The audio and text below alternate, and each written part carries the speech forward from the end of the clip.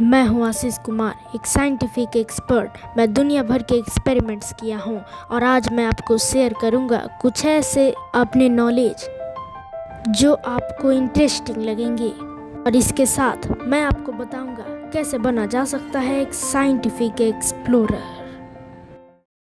Basically तो matter के 3 ही state बताए जाते हैं, लेकिन शायद आप इस बात से अनजान हो सकते हैं कि मैटर के 22 स्टेट होते हैं। सबसे पहला प्लाज्मा है और ये गैस में और ज़्यादा एनर्जी देने से बन जाती है। जब एटम को बहुत ज़्यादा हीट दिया जाता है तो ये अपने इलेक्ट्रॉन्स को छोड़ देती है और इलेक्ट्रॉन के इस मिक्सचर को प्लाज्मा कहते हैं। और इस डायग्राम में आप देख सकते हैं एटम और इलेक्ट्रॉन्स अलग हो रहे हैं और ये स्पेस में बहुत जगह हो रहे हैं, जैसे सूरज, सितारे और भी बहुत जगह। नेक्स्ट है बॉस-आइंस्टीन कंडेंस स्टेट। ये एक मैटर का ऐसा स्टेट है एटम्स को इतना ज़्यादा ठंडा कर दिया जाता है कि वो एक दूसरे के पास आकर और मिलकर एक सुपर एटम बन जाते हैं। इसका टेम्परेचर -273 डिग्री सेल्सियस यानी एब्सोल्यूट 0 तक गिराने की कोशिश की जाती है।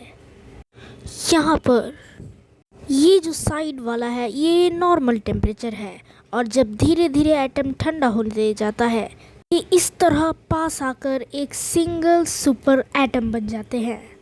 इसका नाम बॉस-आइंस्टीन कंडेंस स्टेट इसलिए पड़ा क्योंकि इसे 2 साइंटिस्ट सत्येंद्र नाथ बॉस और एल्बर्ट आइंस्टीन ने मिलकर इसे बनाया था और इसलिए इसका नाम बॉस-आइंस्टीन कंडेंस स्टेट पड़ गया और इसका शॉर्ट फॉर्म बना BEC।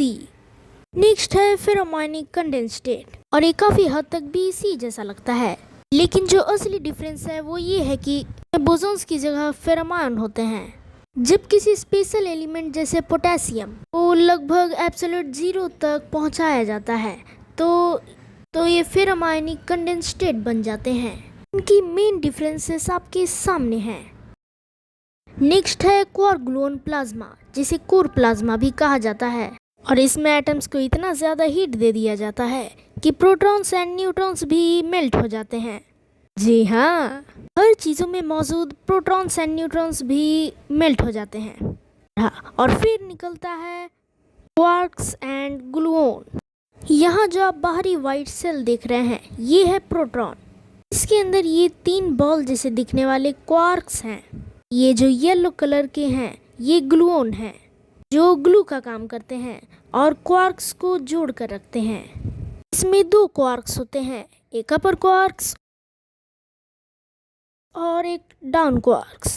लेकिन इसका टेम्परेचर लगभग 3,62,000 ट्रिलियन डिग्री सेल्सियस है, तो सूरज की सतह से करीब 3 गुना ज़्यादा गर्म है। और इस टेम्परेचर को जनरेट करने के लिए साइंटिस्ट्स 2 हैड्रॉन को लाइट के स्पीड से कोलाइड करके इस टेम्परेचर को जनरेट किए थे और ये स्विट्जरलैंड एंड फ्रांस के बॉर्डर पर किया गया है। यहाँ की लोकेशन आपके सामने है। वैसे हमारा जो नेक्स्ट टॉपिक है वो है सुपर फ्लूइड और इसे कुछ एलिमेंट्स के आइसोटोप्स को अल्ट्रा लो टेम्परेचर में कूल करके बनाया जाता है और इसे बनाने के लिए सबसे अच्छा आइसोटोप्स हेलियम 4 है। 0 केल्विन तक पहुंचाने की कोशिश की जाती है। हेलियम 4 एक हेलियम का आइसोटोप्स है और साइंटिस्ट्स इसी ही आइसोटोप्स को ज़्यादातर यूज़ करते हैं। और जब किसी स्पेशल लिक्विड को वैक्यूम में कूल किया जाता है वो बॉयल होने लगती है।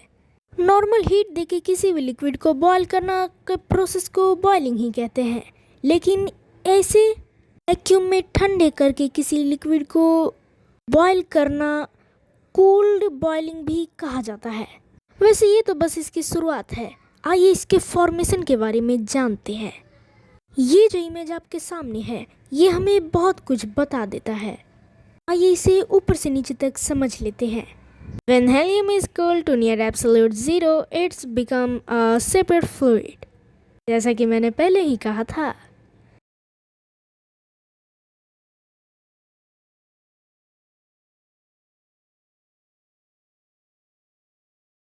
इसकी दूसरी सबसे इंटरेस्टिंग बात ये है कि ये अपने सारे फ्रिक्शन को खो देती है और बिना किसी ऊर्जा के रहती है। इसके काम करने की प्रक्रिया को अच्छी तरह से समझते हैं। एब्सोल्यूट ज़ीरो के आसपास के टेम्परेचर को लैम्डा टेम्परेचर भी कहते हैं। हीलियम को लगभग इस लैम्डा टेम्परेचर तक ठंडा किया जाता है और जब इसका तापमान इसके आसपास होता है तो ये अपने सुपर फ्लूइड के स्टेट्स में इंटर करता है और अपने सारे फ्रिक्शन को खो देता है।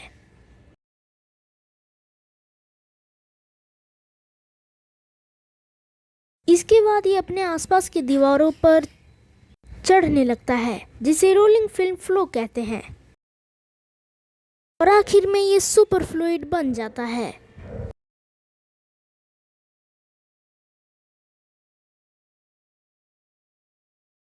इसकी प्रॉपर्टीज ये आपके सामने रहे।